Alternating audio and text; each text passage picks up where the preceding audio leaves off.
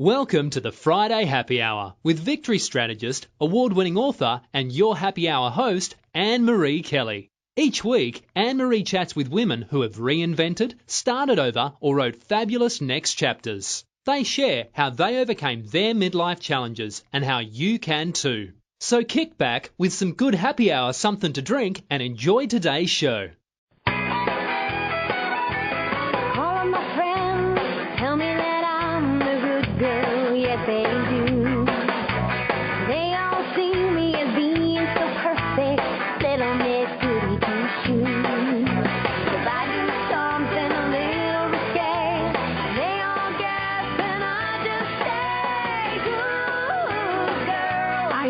You're listening to the Friday Happy Hour with me, Annmarie Kelly, your midlife mentor and victorious woman power partner.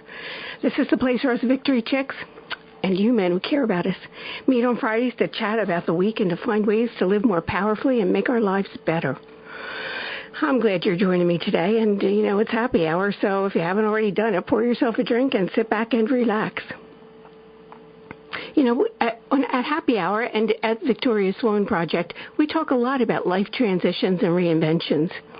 Because by this stage of the game, we're all doing it. We're all in some kind of a transition, lots of change going on. Actually, we're doing it throughout our lives, but it seems that the transitions now aren't as juicy as they were when we were 18 or 25 or 30. But I believe there's still so much more for you and me. And that's why I do the work I do, and that's why I invite guests like Randi Levin to Happy Hour. Randi's a certified transitional life strategist and reinvention expert. And she's the author of Recoloring life workshops that have been featured in the Wall Street Journal.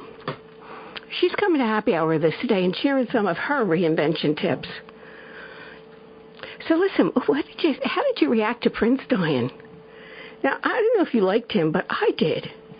I still think Purple Rain is one of the top albums of at least that decade, the 1980s, and maybe longer. From that album, songs like I Would Die For You and Baby I'm a Star were just fun. And one time I heard Prince say that after he became a Jehovah's Witness, he wouldn't sing some of his earlier songs, like Darling Nikki. But some of his songs, like Raspberry Beret and Little Red Corvette, are classics. And his Party Like It's 1999 was so popular that it became a catchphrase, even after 1999. His music had a visceral quality. Is that the right way to use visceral? You know what I mean. It's like a deep emotional quality. There was a deep emotional quality to his music. Well, and then there was the very talented Sheila E. In 2004, I saw Prince in concert in Philly. It was his musicology tour. I almost went alone because nobody else I know was interested, including Joseph. But then when Joseph found out I would go by myself, and he didn't want me to go to what was then the Wachovia Center without company, he begrudgingly said he'd join me. Well, I have to tell you, that was a big day for me because, not because of Prince, but because it was the day my first book, Victorious Woman, came out in print. And the best way I can explain what that's like is that when an author sees her work in print in an actual bound book, it's like having a baby. It's like, when your baby comes out. All the angst of pregnancy, the pains, the fears, the aggravation, all of the stuff that happens when you have a baby also happens when you're birthing a book. So I spent the better part of that day in the book equivalent of childbirth. And then, not like childbirth, I was ready to party. So late that afternoon, Joseph and I went into Philly for the Prince concert. Now, the way Joseph tells that story is that he says I dragged him to the Prince concert, where we had really good seats. Poor Joseph, boo-hoo. Now, in all fairness, Joseph's guitar playing days were filled with music that was more like John Denver. And he still plays, and he still has a pretty voice. And it's a John Denver-y kind of voice. So, that suits it. It suits the style, it suits his voice. But Prince's music, nah, not a vocal fit for him. So Joseph almost pouted through Prince's opening act, and I can't even remember the name of that group. I think that they had one really big hit, and that was it. And I tried to find them online, but I don't know. Apparently, Prince didn't have an opening act in most of the cities he did that tour, that musicology tour, but he did have one in Philly. Anyway, when Prince and his band came on stage, finally, the crowd went wild. And it was hard for anyone not to get caught up in the excitement, even Joseph. And they were great, doing many of Prince's most popular stuff. But then they all left the stage. And in a couple minutes, out of the darkness, Prince got back on stage solo. It was just him and his guitar. And he played for, I don't know how long, but for a long time. I checked online for the set list, and the concert indicates that Prince might have been on stage alone for as long as an hour. And that's possible because, I can't be sure. I was in the experience. And this is what it was like. It was like we were sitting in a small, dark, smoky bar. And in one of the corners on a makeshift foot-high stage was some unknown guy hired for the night. And you knew from listening to him, like, you stayed there longer at the bar because that guy loved what he did. And once he started playing, it was so good that people could even meander in off the street to hear him. That's what it was like at that Prince concert, in spite of being with thousands of people. And just like when you're in that dark, smoky bar, the guy playing the guitar talked to the audience while he played. Except the guy was Prince. And he caressed the most amazing music out of his guitar. And I say it that way because there was something very sweet and very sensual about both the music and the way he interacted with the audience. As a woman, I found it very sexy. But for Joseph, as a musician, he was totally blown away. He had no idea about Prince's talent. All he knew up to that point was that he didn't like the Purple Rain movie. But after experiencing that concert, Joseph became a die-hard fan. On the way home, Joseph couldn't stop talking about Prince's musical expertise. I, on the other hand, was on a whole other level. Between officially becoming an author that day and then seeing Prince in concert that night, it was almost surreal. And quite the red letter day for me. So I thought about that day a lot when I heard the news yesterday. I thought that day when I heard the news yesterday. And I hope it isn't true that it was a drug overdose. I hate that drugs or any substance take talented people away from those of us who love them. And that's true for musicians, actors, and sometimes those people we love are our parents or siblings or friends. So anyway, that was yesterday, and it just brought back a flood of memories. But in my life, I was busy this week. Tuesday, I judged the Toastmasters International Speech Contest, and I missed all the crazy political stuff that happened at the Tuesday polls. But this political season just gets weirder and more aggravating. And of course, Monday was tax day. Did you get your taxes done? This year, for whatever reason, we got our stuff to the accountant later than usual and didn't pick them up until last Saturday, which meant I was in line at the post office here in town on Monday with a slew of other people. The line was so long, and of the people in line ahead of me, five were mailing packages. And it wasn't one person, one package. 4 of those 5 people had multiple packages. And they wanted tracking, and And there were only 2 windows open, so the line was almost out the door. Now, I'm a people watcher, so I watched the other people playing with their phones. And I'm guessing they were texting or checking emails or their social media because most of them were smiling, a couple chuckled.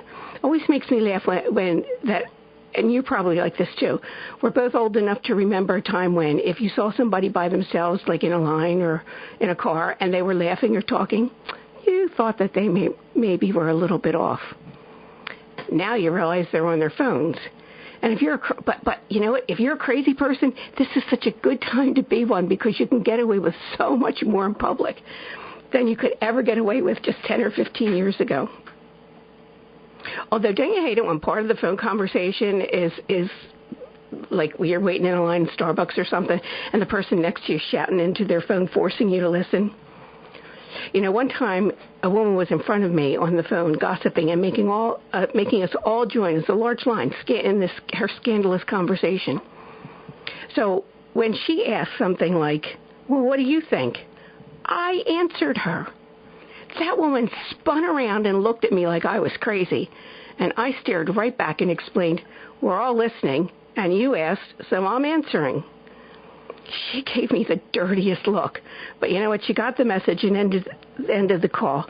You know, by this stage of our lives, we don't put up with a lot of crap. And I know it was ballsy of me, but her loud and mean conversation was stressing me out. And you know what? I don't need any help with that. I can do stressed out all by myself. That's why I spoke up. Would you ever have the nerve to sort of join in someone's loud phone conversation? You know, they're annoying. Those, and when I'm near somebody and every other word in the conversation's an F-bomb. Now, I only did that speak out thing once because the woman was so obnoxious. But I'll bet if more people did that, I mean, a lot of people, more of those conversations would be taken outside the building and into a private place. And you know those signs that say no shirt, no shoes, no service? I think they should all start including no cell phone and no foul language. I mean, who cares about anyone else's conversation? And no one uses the F-bomb unless there's some anger with it. And I don't feel like they should be making me part of their bad day, when all I want was like a cup of tea or to pay for something I was buying. You know, maybe speaking out is something you can include in your reinvention. And maybe I can ask Randi Levin. She's like so many of us who made decisions when we were in our teens or 20s. You know, like remember when you chose your college major or chose a career or chose your spouse and you had no idea what you were doing? Well, for Randi, she started thinking in her 40s and then into her 50s that she came to realize she wasn't the same woman that she was in her 20s. You know how that is. And sometimes, you know, we make those choices and we feel stuck with those old choices. But that's why you reinvent. Or as Randi says, you refresh. She also says something else. I'm going to ask her about it. And that's what Randi and I are going to be talking about today. So she's going to share some of her 9 actionable tips for mastering your road to reinvention. So listen, go get some good happy hour something to drink and come back for some happy hour refreshment with Randi Levin and me, Annmarie Kelly. You're listening to the Friday Happy Hour. When you wished you had more time for yourself, and now you have it, but you notice you're keeping busy with stuff, but that stuff isn't making you feel happy or filled up? And when you think about what would make you happy and filled up, you get stuck or feel overwhelmed. And then you go back to what's more familiar, more comfortable, even if it's not making you happy. Wouldn't you love to find a way to start making sense of that deep discontent you're feeling? Well, you're not alone. I'm Annmarie Kelly, author, victory strategist, and the radio show host of the Friday Happy Hour. And I know there's a place for you, one that other women have found to be both inspirational and empowering. And it's the Victorious Woman Project. Go there now and get on my mailing list, where you'll be the first to know about my upcoming online workshops, teleseminars, and more. And while you're there, take a couple minutes to look over my blog. You can download some of the free stuff I have for you and let it get your creative juices going. I'm looking forward to meeting you at the Victorious Woman Project. And that's at www.victoriouswoman.com. Welcome back to the Friday Happy Hour. I'm Annmarie Kelly, and I'm here with transitional life strategist and reinvention coach Randi Levin. Randi, how are you doing today? I'm doing great, Annmarie. Thank you so much for having me on. Oh, thanks for coming on. Listen, Randi, what do you think about those people who have loud phone conversations in public? Well, I think I agree with you completely. I was actually listening in to your conversation that you were having, and it's true. And people don't even stop to think anymore. We're all so in our own bubbles, in our own world, that we don't even realize that we are speaking loudly or doing something in public that even a few years ago would be unacceptable. It almost looks like we're talking to ourselves sometimes. We're also engrossed in whatever's going on our phones. Yeah, and when I'm near somebody who's like that, I had a rotator cuff repaired last year, and I had to be in the doctor's office regularly, and I just remember on 2 occasions there were guys in there, and they were on their phones, and they were doing business, and I thought, and I couldn't be doing business because I had this surgery thing, and I was out of commission for a little bit, so it was just aggravating me. Yeah. And it wasn't fair. Like, I don't need anybody else stressing me out. Well, exactly. There's a time and a place for things, and people don't give themselves the space to be able to just relax a little bit, a little downtime, a little daydreaming. Yeah. And listen, you pivoted when you were 50. Yes, I did. What happened that created your personal reinvention, your refresh? Well, Annmarie, for many years I was in corporate America. I was a buyer. I was in retailing and HR, and I then spent many years on the mommy track. And it was a long time in coming, but it was the right moment for me. And it was really these little signs that were kind of happening. I'd lost a lot of weight. I was much more into health and wellness. I kept thinking, what's next? And I knew that, the next chapter was mine. I just had to figure it out and, try to figure out what that criteria was that would really be appropriate for me now in terms of moving forward. And what we do, it's so many women say that. They say, well, when the kids go off or what, then it's my time. And when they get there, they don't know what to do with it. Well, yeah, they don't know what to do with it. And we're all really good, myself included, on coming up with those excuses, all those excuses of why we can't do something, and we all know what they are. We don't have enough time. We're waiting for the kids to get older. They still need me for this. I won't be able to do that. It's all these reasons why we can't get started and we can't do something to move in the direction we want to move in. And we actually believe a lot of these things, but there's a big difference between excuses and reasons. And, when I work with my clients, we try to break those apart. So what was your biggest challenge while reinventing? My biggest challenge was to get out of my own way. It really was. You know what, Randi, I hear you. I know. Just every time I set a goal, that is my biggest challenge, getting out of my own way. Yeah, and you know what? Everybody we talk about fears, and we own these fears. We own them since we're little, maybe 7, 8 years old, and we never really get rid of a fear. The most we can hope for with a fear is that we conquer it in some way. By that I mean we have to lean into it and step into it. And, sometimes you just have to fly, and you just have to try something and be willing to say, okay, what can I do? How can I move forward in this in some way? And each step builds on the next step, but the important one is the first one you take. Sometimes people don't realize that they think that they have to take a giant step, or they have to plan out 77 steps. Exactly. Exactly, and that's the downfall. Everyone who does that, when we think about when we set, intentions at the beginning of a year, and we look at all of these New Year's resolutions, how many of those come to fruition? And one of the biggest reasons, Annmarie, is that they're too big, they're too chunky. We're going to do this. Well, we don't even know what this is. Yeah. So, I tell people, you want to join a gym, you want to lose weight, you want to do that's great. But you don't need to go out and spend that yet. Buy the sneakers first, put them on, lace them up, go walk, take that first step. So it's really the first step. It's the movement in the right direction. Sometimes people say, and my spouse and I go through this because he wants to spend a lot of money and, do whatever. And I'm like, just set aside the time first. Right. And if you can set aside the time, then you have a better shot of, making something happen. And I love that you just said that, because one of my biggest pieces of coaching philosophy is prioritizing yourself, because we forget about ourselves, especially women. We are the big nurturers, and we're out there doing for everybody and everyone, and we forget to put ourselves on our own calendars. And I always say that, that's where it starts, because if we don't put ourselves on there first, we don't get on. Yeah. So that time at the gym, that time to have some downtime or to try something new, to take a class, even to meet with your girlfriends, that is prioritizing you and taking that time to recharge with yourself.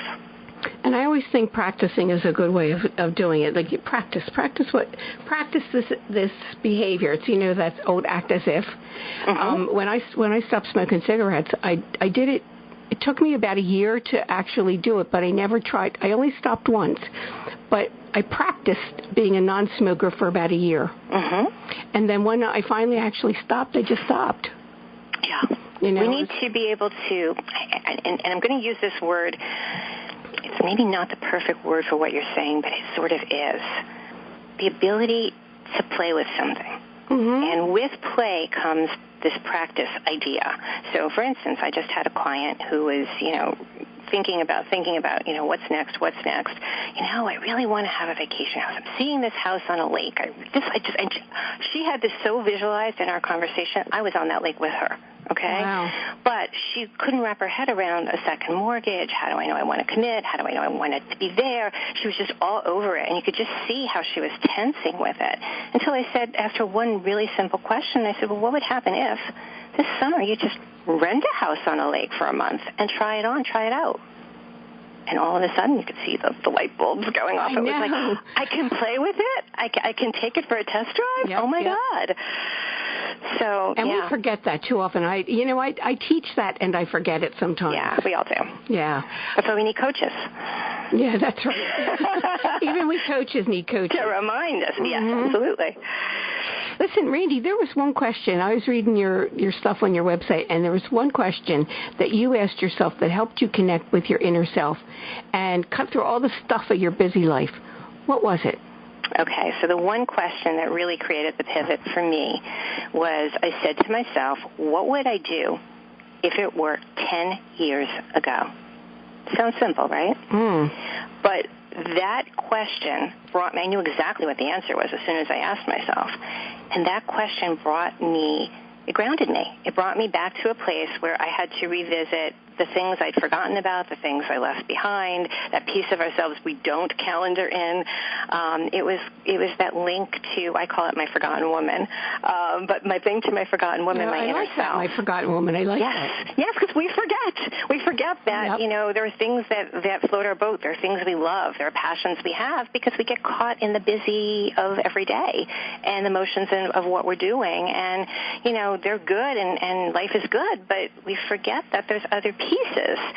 And in order to be able to move forward, I had to, like that little toy car that, little kids play with, and they rev it back and then they shoot it forward and it takes off. Oh, yeah. It's kind of that same idea. And how so? Well, because I kind of looked back, but not looked back and, oh, my gosh, wish I had done it. I didn't do it. I missed my opportunity. I looked back and I knew right away. If it had been 10 years ago, the first thought I had is I'd get my MSW. And why would I get that? And so that then became the foundation of figuring out what my criteria was for my reinvention. It wasn't so much that I needed to have that degree. It was what that degree represented on top of my journalism degree. Who was I now, and how could I pivot with that concept? And it allowed me to really figure out four main things that were important to me right now in proceeding forward career-wise. And so it was extremely inspirational, and yeah. But I like that. I like that I don't know if you saw the Gloria Vanderbilt and Anderson Cooper documentary, but she was like going back to when her younger self, now at 92, and thinking, and she had a list of regrets. If I end up being 90 or 80 or 90 years old, I won't have any regrets. So I like that you went back 10 years ago and said, okay, well, what would I do? And one of my criteria, and I live by this, is to create legacy. Now, I haven't been and we're at that legacy. Stage where we want to do that. When you're 20, you don't even think about it. Of that, exactly that. To be mindful of being 90 or 80 and looking back and saying, okay, here's why I did what I did. And, look at this. Look what I did now. and to be able to accomplish things at any age, which we can. And so being a reinvention coach, that's the thing I challenge my clients with all the time is what's next? What's the next thing? Because it doesn't stop. We're supposed to change and we're supposed to evolve. But Randi, I know you have the degree in journalism and you also have a certification, a coaching certification. What made you choose that? Coaching? Mm-hmm. Oh, very definitely. Okay, so the whole point of the MSW was I wanted to help people. I just felt that I needed to find a platform to reach out, that I lived a very varied, incredible life to midpoint and had a lot to give back.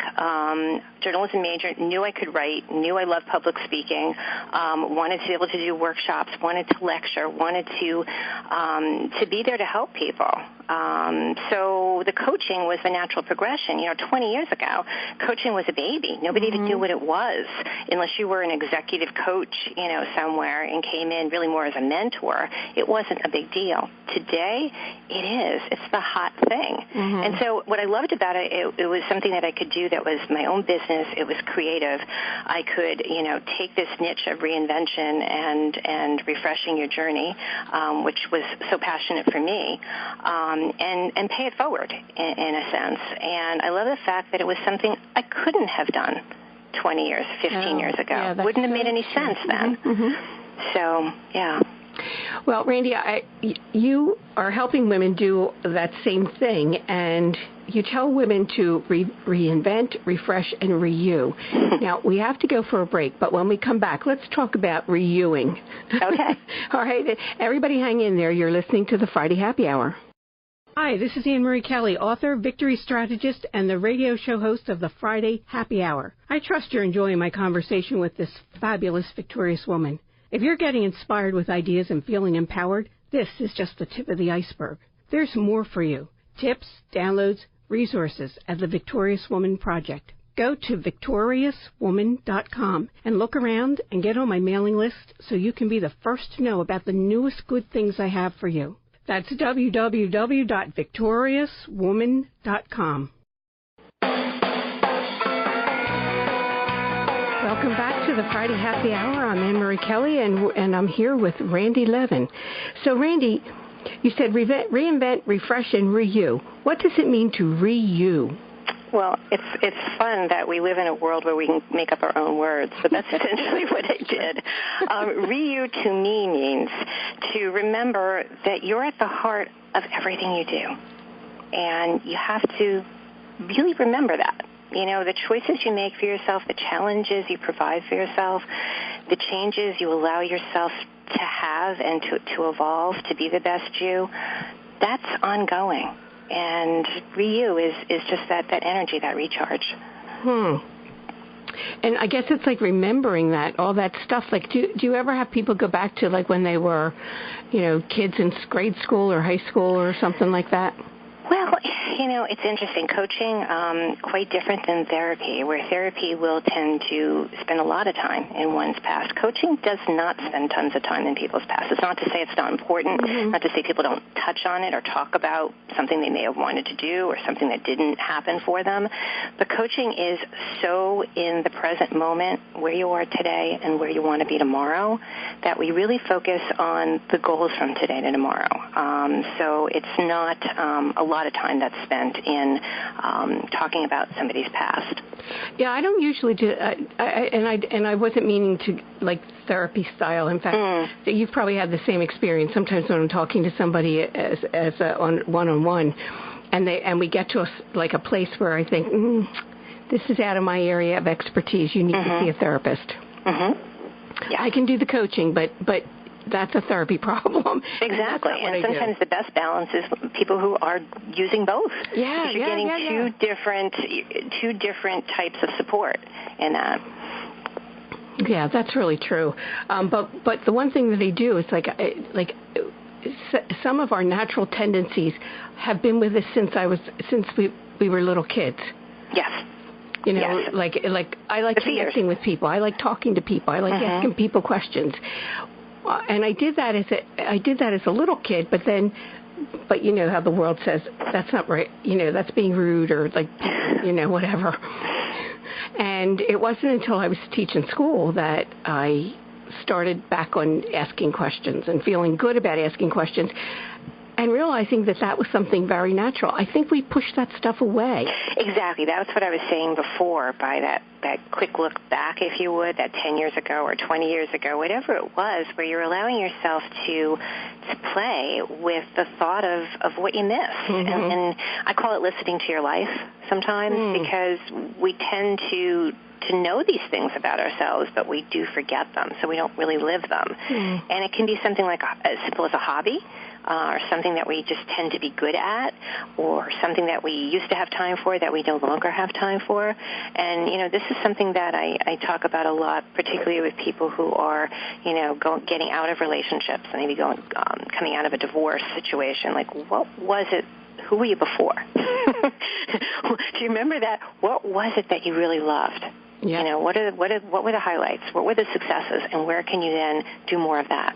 And Randi, I just talked to somebody yesterday, and she was telling me that she just got a divorce. Her papers came through last weekend, the Friday or Saturday or something, and she is already 3 months into a relationship with somebody else. And I said, isn't that the thing you did the last time? I said, you need to be on your own and empower yourself. She needs to you. That's exactly right. She really does. Well, we all of us are guilty of this. We all know what we know and don't know what we don't know, and so we fall into habits sometimes that may not be to our advantage. We feel that we need something a certain way. For her, she feels she needs that relationship perhaps. But that reconnection to yourself and getting to know yourself, no one underestimate that. Anyone who's listening to this, there's nothing more powerful than really getting to know yourself. I agree. Right, unless you have the bandwidth to do that, the time, the energy, the ability to daydream about what you want and where you've been and where you want to go, you don't often do that. And when you're running crazy, you don't make that time. You really need to I was just listening to something this morning where, we all know about mandalas, and I had a guest on a couple of weeks ago who creates mandalas. And whoever it was that was talking about it said that if you focus on a mandala twice a day for just 2 minutes, it increases your level of focus. I thought that was fascinating. Well, I think it's wonderful that you're bringing that up, because one of the workshops that I wrote last year that was actually featured in the Wall Street Journal was called Recoloring Your Life. And what I did with that was really, people say, oh, you're good to color. Well, yeah, coloring was the vehicle, and the vehicle being that allows people to focus. They were really reinvention, time management, energy workshops, but part of them is definitely the coloring, because coloring becoming so popular for adults because it allows you to take away the phone, the screens, the constant emails, the constant being on, and have some downtime and focus on something else and create something. It's nostalgic. We think back to our childhood. Right. Yeah. It's childlike, but yet you're creating something, and everyone's is different, even if it's the same exact picture. So there's a magic to it, and that's one of the reasons that the whole adult coloring thing has become so important right now. People are so stressed out. Yeah.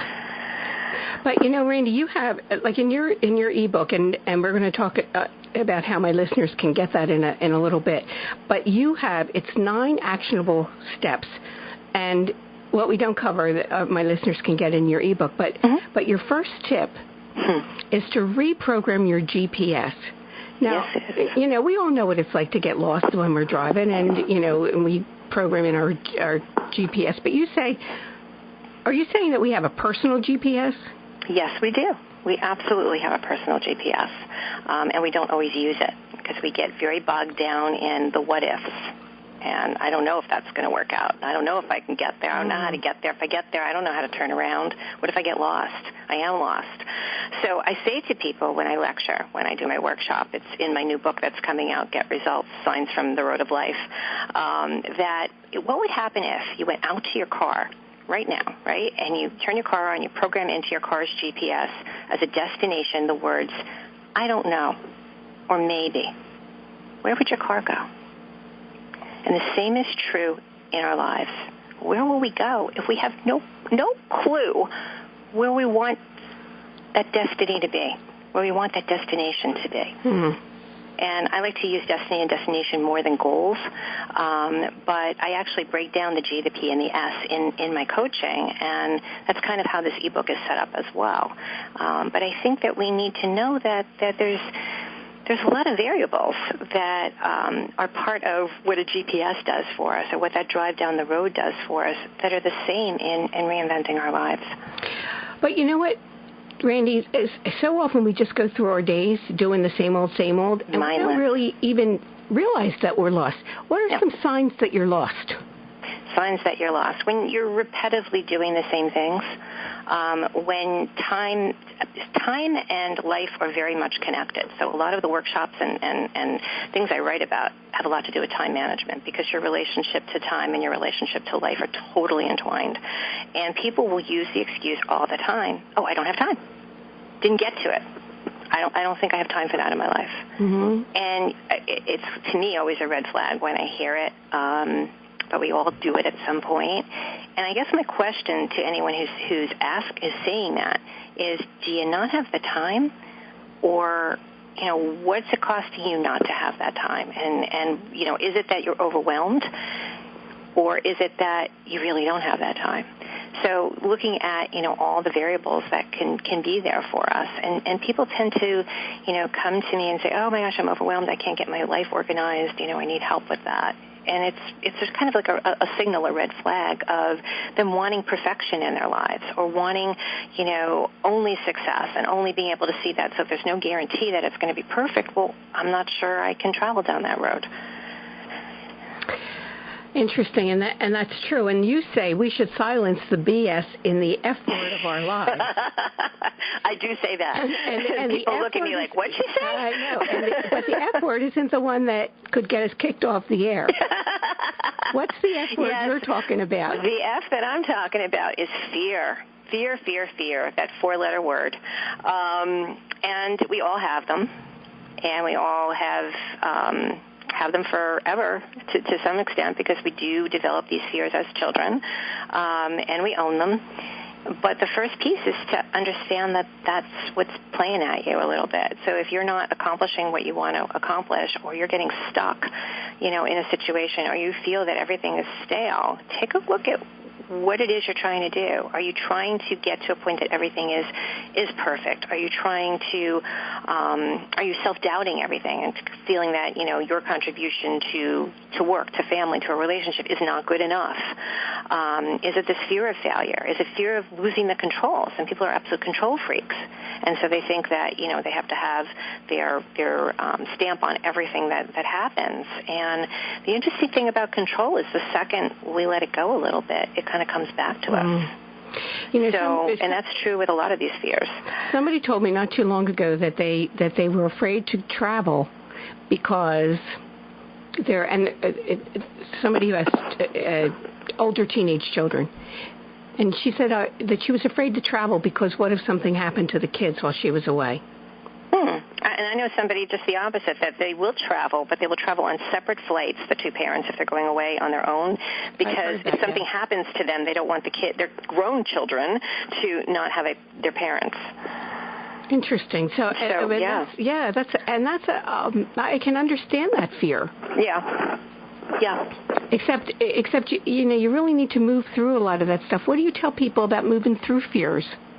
Well, it's a process, and you got to challenge yourself. But the joy that you get when you're actually conquering pieces of it is unbelievable. When you have that personal satisfaction that you've done something that's totally out of your comfort zone, good, bad, indifferent, how it came out, doesn't even matter. What matters is you did it, that you stepped into it, that you took that challenge, that you stepped up, that you showed up for yourself. Yep. And very often, Annmarie, one of the things I like to talk about, too, is that we're storytellers, and we tell ourselves a lot of stuff. We make stuff up. We don't realize we're doing it, but it protects us, right? Mm-hmm. So we tell ourselves all these excuses, again, these reasons why we can't do something. And we write the end of a story for ourselves before we ever allow ourselves to live the beginning or the middle. And you remember, like, in elementary school when you learn how to write stories and how to write, and you learn that every story needs to have that beginning, the middle, and the end. So if we only learn to write an ending, there's no story. Mm. Interesting. Listen, Randi, I want to talk more about fear because I think that's a big deal for a lot of women, but we need to take another break. Sure. So everybody sit tight, and we're going to be back in just a couple of minutes. You're listening to the Friday Happy Hour. Are you one of those women who lived the first part of your life as a really good girl? That is, you did all the right things and followed all the so-called rules for women? I was like that too. But have you noticed that once you passed 40, you have less patience for those rules? Maybe you even think that the rules really don't make sense for you anymore. Maybe they never did and you just didn't realize it. Do you want to go where other recovering good girls meet to inspire each other and support their new empowered selves? Then join me, Annmarie Kelly, and some very fabulous victorious women. We're on Facebook at the Victorious Woman Project. So go to facebook.com/Victorious Woman Project. I'll talk to you there.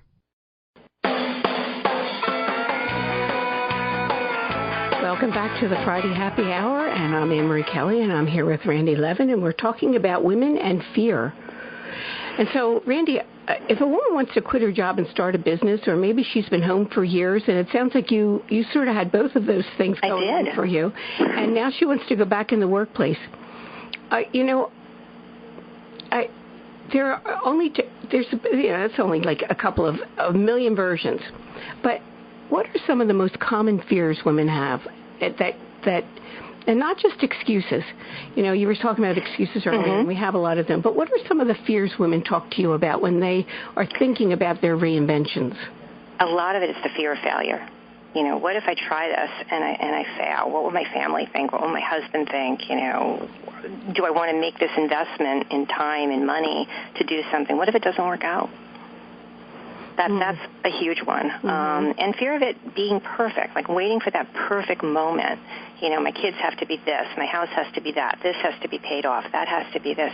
This is the life we have, Annmarie, you know, and the best moment we have is the one we're in because it's the only guaranteed. And, you know, start now. You know, take a small step. And the best question I can ask anybody, and I live by this question, quite frankly, right now, is what can you do? What can you do? And when you think about that and you break that down, when you're feeling like, oh, no, I don't know, there's always something. Randi, let me just stop you there for a second. It's not what should I be doing or I have all this stuff to do, but it's focusing on, it's like really honing in and saying, what can I do? Yes. Yeah. What can I do right now in the moment I have? And you know, this can break down even further, so I'm going to use a really good example. So let's say we've got, you know, Susie, stay-at-home mom, who's trying to figure out what her next thing is. And she just, you know, every time she tries to do something, she's got to go pick up a kid, or she's got to do this, or she's got to do, well, what can you do? So where's that block of time? Maybe it's 30 minutes that you have, you know, before you have to go do something. What can you do uninterrupted in that 30 minutes that takes you a little tiny bit closer to the things you want to do? And when you break it down and you look at it that way, there's always something you can do. There's many things you can do, but what can you do in those little snippets? And you'd be surprised at how that adds up when you take each piece of time that we, you know, scroll through our phones or, you know, figure that we don't have enough time or I'll do it tomorrow or whatever it is. What can you do now?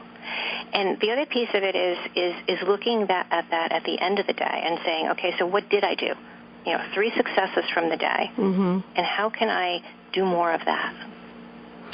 You know, Randi, one of the things that I do periodically, and sometimes I do it mostly because things can get overwhelming, and Victorious Women Month is coming up, so right now there's a lot of stuff going on.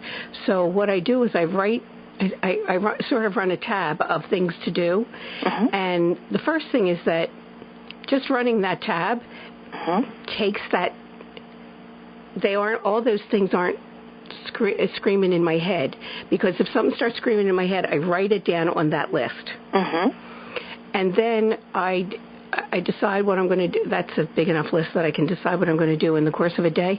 But you know what? If I have that couple of minutes, then I can look at that list and say, well, I don't have time for this and this, but you know what? I can do this real fast. I can send this email real fast. And then it's off the list. And it's exactly what you're saying. That's really good, because at the end of the day, I can go back and say, look at all the stuff I did, which I probably would not have done if I hadn't had that list. If you hadn't had the list, and if you didn't have the mindset to really challenge yourself to keep saying, okay, so what can I do? Because very often we get caught up in something like, oh, we can't do this. There's no time for it. There's no energy for it. It's got to wait. Something else needs me. Well, there's something you can do. And also, my recommendation is also to, take a look at those lists and, keep them as short as possible. Write them down at night. So what are the successes? What still has to be done? What's on that list? Write it down at night. Let it go. Close the book on it. Wake up in the morning. You sort of already wake up knowing where you need to be and what you need to do. Are you there, Randi? Yes, I am. Oh, okay. You might be familiar with the needs list. I think it's the coaching part of Coach U, and they have this thing called a needs list. Okay. List. And you write down all the things you need. Okay. And look at that.